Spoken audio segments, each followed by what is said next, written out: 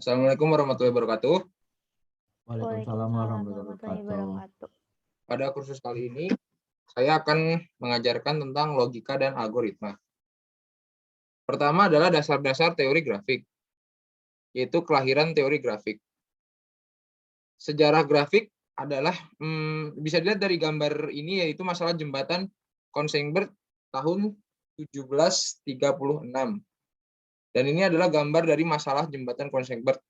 Graf yang mempresentasikan jembatan Kongsberg ini adalah simpul, vertex menyatakan daratan, dan ruas atau edge yang menyatakan jembatan. Bisakah melalui step jembatan tepat sekali dan kembali lagi ke tempat semula? Itu adalah perjalanan, dan ini adalah perjalanan Euler.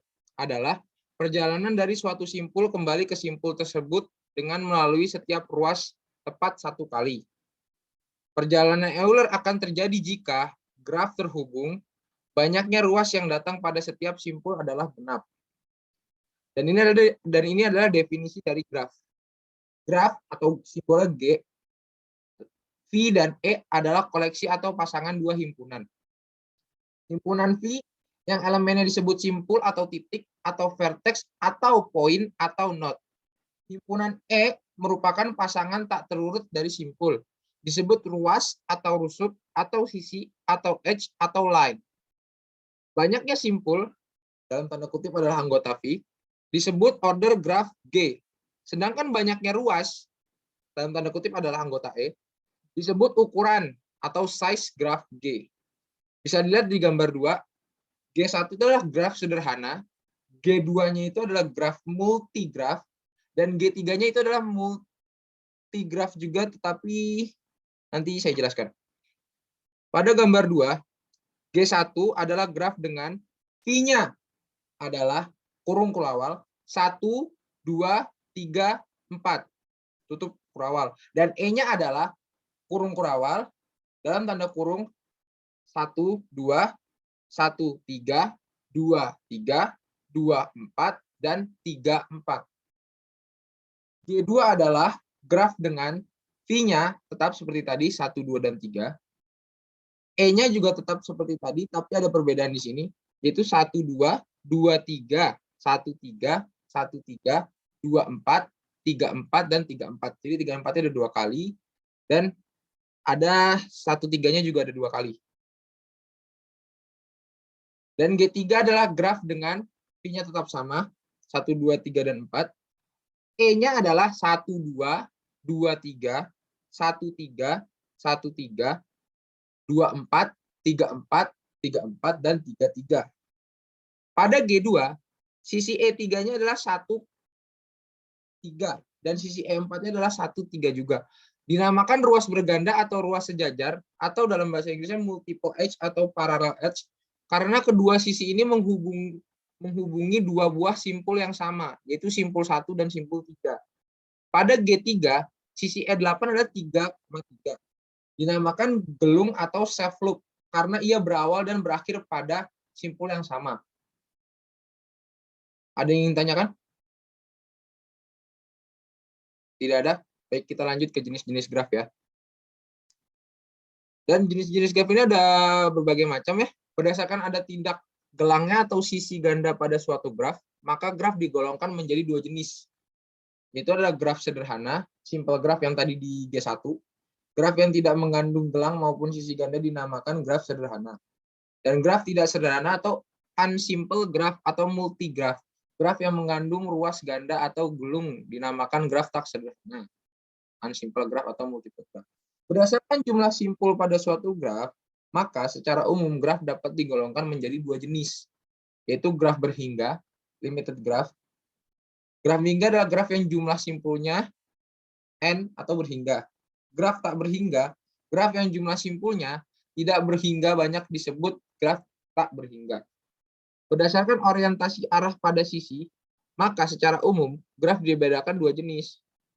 Graf tak berarah atau undirected graph, graf yang sisinya tidak mempunyai orientasi arah. Graf berarah, graf berarah, directed graph, atau digraf, graf yang setiap sisinya diberikan orientasi arah. Ini ada contoh gambarnya.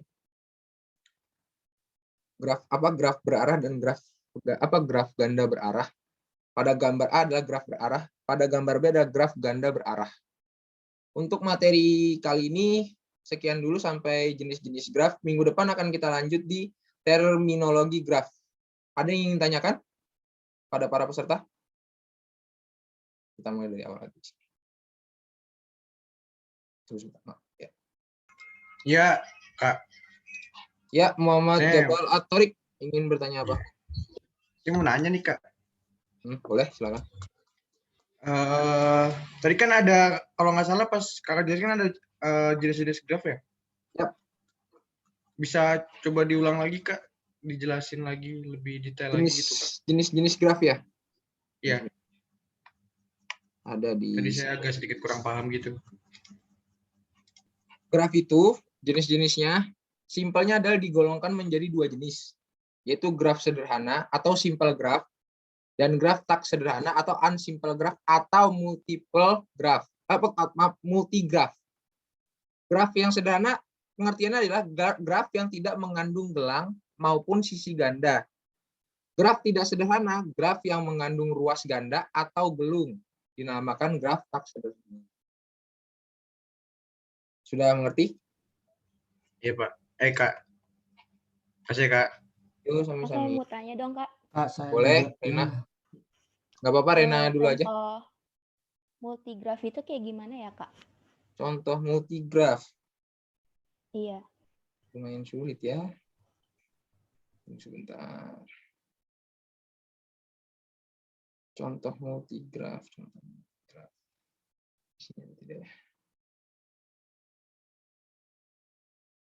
Nih contoh multigraf ini seperti gambar 2 yang G2.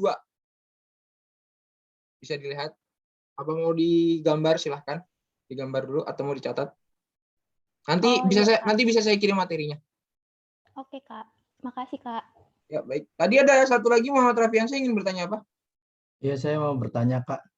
Perbedaannya graf tidak berarah sama graf berarah itu apa sih, Kak? Wah, kamu tadi tidak memperhatikan ya. Tunggu sebentar ya. Ya, maaf, Kak. Tadi saya koneksi jaringan, Kak. Baik. Graf tidak berarah, graf berarah. Iya, Kak, benar, Kak. Perbedaannya di sini cuma kalau graf yang tak berarah itu yang sisinya tidak punya orientasi arah. Kalau yang graf berarah, sisinya itu diberikan orientasi arah, maka disebutnya graf berarah. Ini contohnya ada gambar 3. Ada graf berarah sama graf ganda berarah. G4 dan G5. Sudah? Tidak ada yang bertanya lagi? Kak. Tidak ada yang bertanya lagi ya? Kak. Kalau saya cukup sih, Kak. Mungkin Jabal atau Raini.